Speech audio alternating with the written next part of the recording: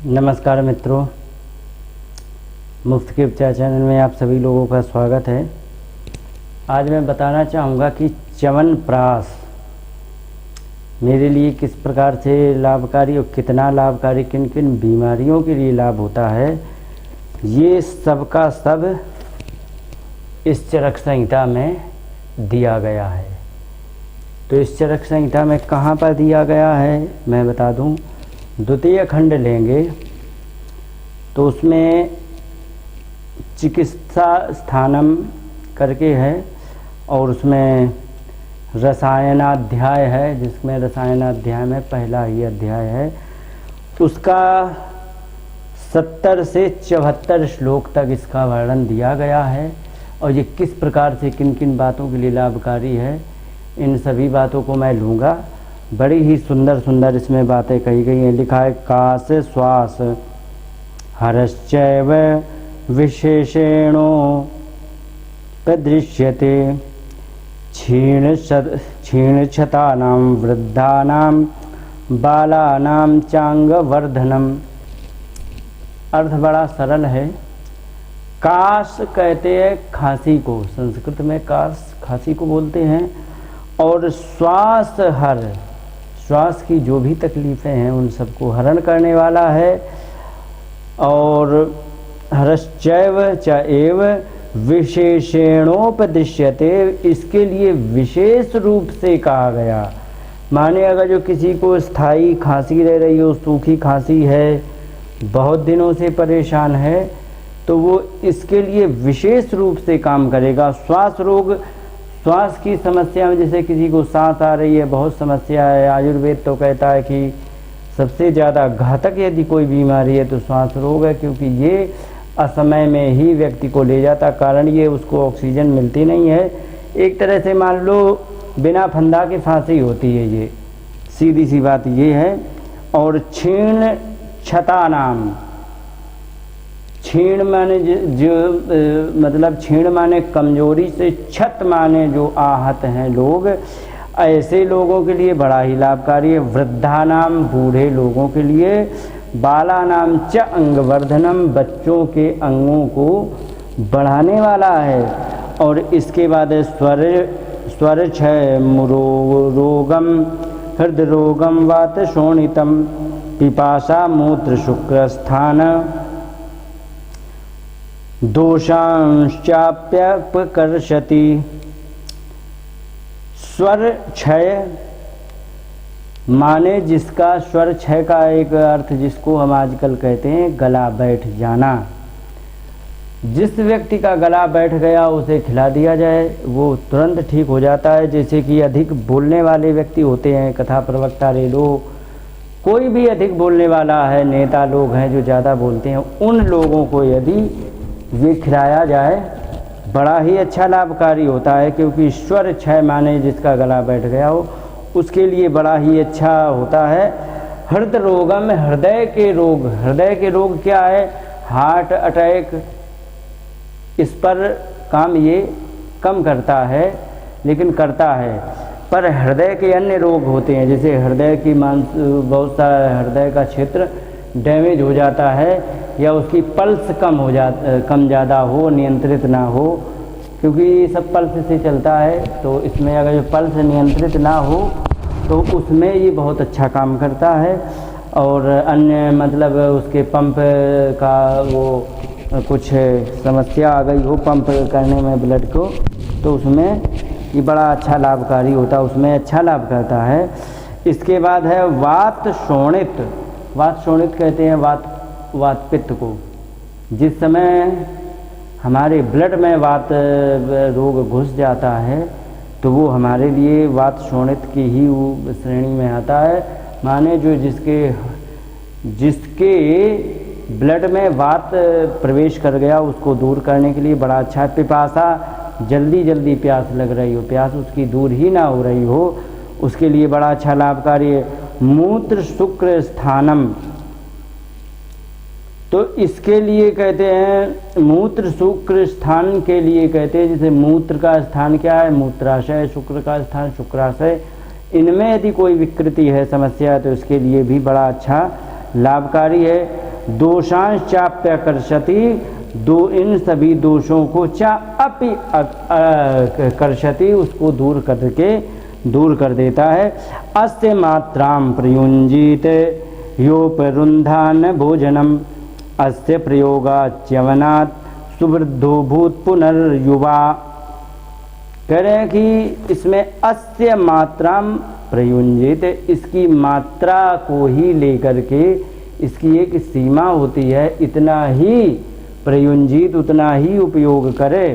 कितना कि लिखा है यो माने जो, उपरुन्धान भोजनम माने भोजन को ये अवरुद्ध ना करे, अर्थात कहने का मतलब भूख पर प्रभाव ना डाले कि हम इतना खा लें कि अब हमें भूख लग ही नहीं रही है, वो दिक्कत दे देगा। तो इतना खाएं कि भूख हमारी लगी रहे। जैसे कि भूखे व्यक्ति को 10 ग्राम गुड़ खिलाने से उस पर कोई फ़र्क नहीं पड़ता, 2-4 मिनट पड़ा उससे कोई फ़ायदा नहीं, तो 10-15 ग्राम लास्ट इसको खिला सकते हैं, इससे अधिक के लिए चरक संहिता तो नहीं कह रही है। इसके बाद है अस्य प्रयोगाच्यवनः, जिसको अस्य माने किसके, अस्य माने इसके, किसके, तो यहाँ पर चर्चा चल रही है च्यवनप्राश की, तो अस्य माने च्यवनप्राश के प्रयोगात उपयोग करने से च्यवना च्यवन ऋषि कैसे सुवृद्धो भूत पुनर्युवा, बहुत ज़्यादा सुवृद्ध माने बहुत अच्छी तरह जो बूढ़े हो गए थे वे अभूत पुनर्युवा, वे अच्छी तरह से जवान हो गए थे। अब इसकी कथा आती है, उसमें क्या मैं कहूँ, वो आती है उसमें भागवत में भी आती है, और जहाँ पर इसके च्यवनप्राश की विधि वर्णन है आयुर्वेद संहिताओं में, उनमें सब में इस चीज़ की चर्चा की गई है। तो उसमें क्या है कि एक सरियाती राजा थे, उनकी सुकन्या थी, और ये एक वन में चले गए। वन में जाने के बाद वहाँ पर जो उनकी सुकन्या पुत्री थी तो वो एकदम छोटी बाल्यावस्था होने के कारण नासमझी में वहाँ पर च्यवन ऋषि तपस्या कर रहे थे, तो उनकी आँखें बांबी होती है, बांबी ऊंची ऊंची, जो लोग जानते हैं तो ठीक, नहीं जानते तो देहातों में मिलती है ऊंची ऊंची, दीमक के ढेर लग जाते, वो बांबी बोलते हैं। उसमें से दीमक लग गई थी, तो उसमें से आँखें चमक रही थी, तो उन्होंने चमकीला पदार्थ समझ के उसमें लकड़ी चुभा दी और वो उनकी आँखें फूट गईं। तो अब वे परेशान हुए और खून रक्त बहने लगा। रक्त बहने के बाद फिर उन्होंने देखा कि यहाँ रक्त बह रहा है, लेकिन उसमें एक समस्या और हो गई कि सभी लोग बीमार पड़ गए, सभी लोगों को पेट खराब हो गए। जो राजा थे उनके, सुकन्या थे उनके, और उनके मंत्रीगण, सुकन्या के नहीं हुए थे, मंत्रीगणों के हो गए। तो क्या ये क्या समस्या, क्या समस्या? तो लोगों ने देखा कि एक जगह से रक्त बह रहा, तो वहाँ पूछा किसने किया, तो सुकन्या ने बड़े डरते हुए कहा कि ये गलती, अपराध मुझसे हो गया। तो वे च्यवन को फिर वहाँ से बाहर आए। बाहर आने के बाद उन्होंने अश्विनी कुमारों को, सूर्य पुत्र हैं अश्विनी कुमार, इनकी माता का नाम बड़वा है, तो इनसे जो सूर्य पुत्र अश्विनी कुमार थे इनका आह्वान किया। आह्वान करने के बाद उन्होंने एक रसायन, इसमें रसायन का ही वर्णन किया गया है, इस च्यवनप्राश को रसायन कहा गया। तो उसे एक रसायन तैयार किया और सबसे पहले च्यवन ऋषि ने पिया, इस्तेमाल किया, तो वे जवान हो गए। तो उसके लिए उन्हीं के नाम से आज तक इसको च्यवनप्राश ही कहते। वही चर्चा यहाँ की है, अस्य प्रयोगात् च्यवनः, जिसके उपयोग से च्यवन ऋषि सुवृद्धो भूत पुनर्युवा।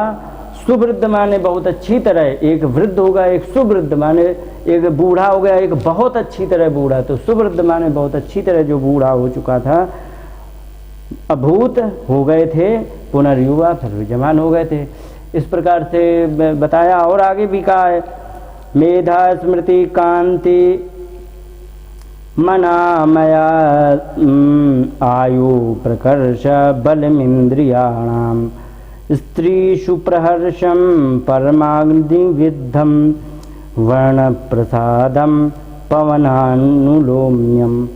कहते मेधा माने याददाश्त, नहीं, मेधा माने तर्क शक्ति, बुद्धि भी कहते हैं, और स्मृति याददाश्त, कांति युक्त जीवन, मतलब मुखमंडल पे कांति हो, और आमयत्वम, आमयत्वम का मतलब होता है, आमय कहते रोग, और अनामयत्वम जो होता है, वैसे अनामयत्वम है तो आमय रोग को कहते हैं, अनामयत्वम कहते हैं जिसको रोग ना हो अर्थात निरोगी जीवन होता है। आयु, ऐसी आयु मिलती है। प्रहर्ष, उसके अंदर हर्ष होता है। बलम इंद्रियाणाम, प्रत्येक इंद्रियों में बल होता है। एक एक इंद्रियों में, नाक से सुना है, सूंघने की क्षमता अच्छी होती है, कान से सुनाई अच्छा देता है, आँखों से दिखाई बढ़िया देता है, शरीर हाथ पैर अच्छे काम करते, तो ये होता है इंद्रियों का बल। और स्त्री सुप्रहर्षम, इसका क्या अर्थ किया जाए भाई बड़ी विचित्र सोच है। स्त्री सुप्रहर्षम क्या कहा जाए? काम शक्ति को बढ़ा देने वाला, बस इतना ही कह सकता हूँ, इससे आगे कुछ नहीं, इसकी व्याख्या नहीं हो सकती मुझसे। परमाग्नि वृद्धम, परम अग्नि कहते हैं जठराग्नि को। जो परमाग्नि जो होती है, जो सबसे अच्छी तेज अग्नि होती है, अच्छी अग्नि होती है, जो लाभकारी होती है, वो जठराग्नि होती है। उस परमाग्नि वृद्धम, उस परमाग्नि को बढ़ाने वाला। वर्ण प्रसाद, वर्ण माने गोरा रंग देने वाला होता है। और पवनानुलोम्यम, एक अनुलोम होता है, एक विलोम होता है। अनुलोम विलोम ये होता है, तो विलोम माने उल्टा होता है, अनुलोम माने सीधा होता है।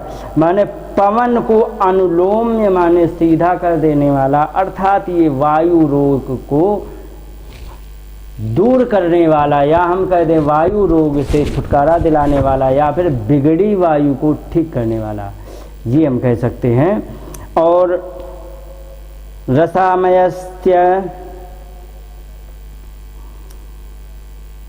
रसायनस्य नरः प्रयोगा लभेत जीर्णोपि कुटी प्रवेशात्। रसायनस्य प्रयोगात, रसायन के उपयोग से नरः माने व्यक्ति बहुत ही अच्छा, जीर्णोपि कमजोर भी बहुत अच्छा वो शरीर पा लेता है। और कुटी प्रवेशात, कुटी प्रवेश एक दवा सेवन की विधि होती है। जिस समय दवा ली जाए उस समय उसे अकेला रहना चाहिए, भजन भाव करना चाहिए, कुटी में रह करके, और वहाँ ना किसी से बोले न चाले, शांति से, माने जो दवा ले उसका पूरा डाइजेशन हो, अच्छी तरह हमारे शरीर में लगे, और एक तरह से व्रत करके कुटी में एकांत रह करके अपना जीवन काटे, उसी कहते कुटी प्रवेशात। ये दवा खाने का एक नियम होता है। आयुर्वेद में होता है, एलोपैथिक में नहीं होता, वो तो जानते भी नहीं, ये भी कुछ होता है। और जराकृतम रूपम, कहाँ गया? जराकृतम रूपम पास्य सर्व विभर्ति रूपम नवयौवनस्य। विभर्ति रूपम नव यौवनस्य, वह विभर्ति माने धारण कर लेता है रूपम, अच्छे रूप को। कैसे? नव यौवनस्य, नए जवान पुरुष का वह रूप धारण कर लेता है। किससे?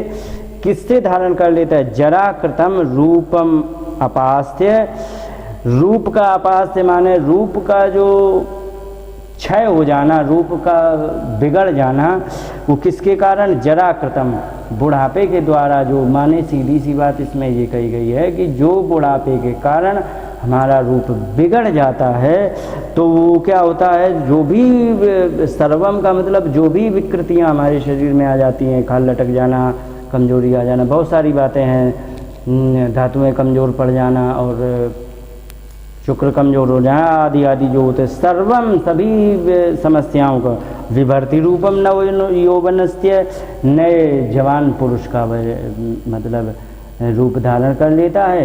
ये इस च्यवनप्राश की उपलब्धि है, च्यवनप्राश का ये मतलब इसका ये लाभ है। तो इस प्रकार से हम इस च्यवनप्राश को उपयोग करके और अपने जीवन को बड़ा सुखी बना सकते हैं और बड़े आसानी से हम इसे ले सकते। तो आज पता लग गया कि किन किन बीमारियों में किस प्रकार से काम करता है। तो इन्हीं शब्दों के साथ बात को विराम देते हैं। नमस्कार, जय हिंद।